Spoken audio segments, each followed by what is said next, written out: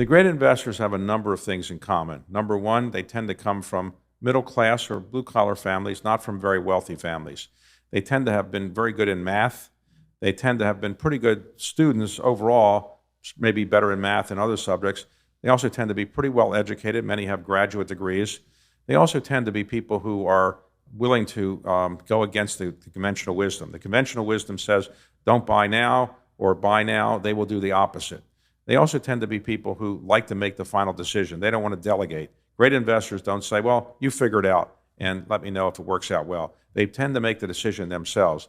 They also are pretty good at, I would say, sharing the blame when something goes wrong. And when something goes wrong, they usually get out of it right away. They say, okay, I made a mistake. I'm going to get out of it, change my position. They also are pretty good at, I would say, sharing credit with other people. They're pretty good at learning from their mistakes and figuring out how to make progress going forward. They tend to be fairly philanthropic. They also tend, when they make a lot of money, to not regard it as something they don't want to do anymore. They love investing because of the intellectual challenge of it, and because to them it's a game of wits. And so when they've made a lot of money, why do they still do it? If you make $5 billion or $10 billion of net worth, why do you really need to keep doing it? Because they enjoy it. And that's one of the reasons why I think they're successful. You have to enjoy what you really do. If you're a great investor, you love it so much, the money is almost irrelevant. In the end, they tend to be fairly philanthropic, and most of them are giving away all their money. So those are the things they tend to have in common.